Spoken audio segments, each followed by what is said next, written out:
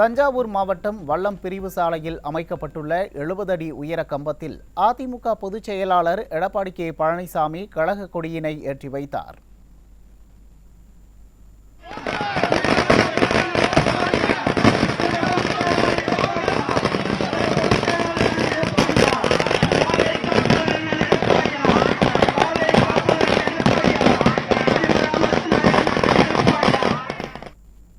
இதனைத் தொடர்ந்து பேசிய அவர், அதிமுகவை எந்த கொம்பனாலும் ஒன்றும் செய்ய முடியாது என்றும், பொம்மை முதலமைச்சர் ஸ்டாலின் அனைத்து வாக்குறுதிகளையும் நிறைவேற்றி விட்டதாக கூறி முழு பூசணிக்காயை சோற்றில் மறைப்பதாகவும் கழக பொதுச் செயலாளர் குற்றம் சாட்டியுள்ளார்.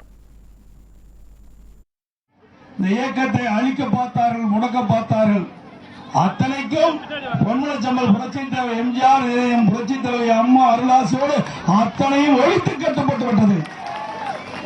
நீதிமன்றத்தின் மூலமாக நல்ல தீர்ப்பை பெற்றோம்.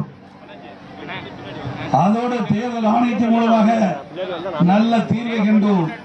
இனி அனைத்து இந்திய அண்ணா திராவிட முன்னேற்ற கழகத்தை எந்த கொம்பனாலும் ஒன்றும் செய்ய முடியாது. ஒரு சில வாக்குறுதிகளை நிறைவேற்றப்பட்டுவிட்டு இன்றைய முதலமைச்சர் திராவிட மாடல் ஆட்சி என்று சொல்லிக் கொண்டிருக்கின்ற பொம்மை முதலமைச்சர் திரு ஸ்டாலின் அவர்கள் 100% அவர்கள் அறிவித்த தேர்தல் அறிக்கை நிறைவேற்றப்பட்டதாக ஒரு பொய்யை சொல்லி முழு பூசணிக்காயை சோற்றிலே மறைத்துக் கொண்டிருக்கின்றார். இந்த திமுக அரசுக்கு ஒரு பாடத்தை போட்டுங்கள். இன்றைக்கு கொடுக்கப்பட்ட வாக்குறுதியை நிறைவேற்றாத அரசாங்கத்திற்கு, கொடுக்கப்பட்ட வாக்குறுதியை நிறைவேற்றாத கட்சிக்கு இந்த தேர்தலிலே சரியான மரண தண்டனையை கொடுங்கள், மரண அடியை கொடுங்கள்.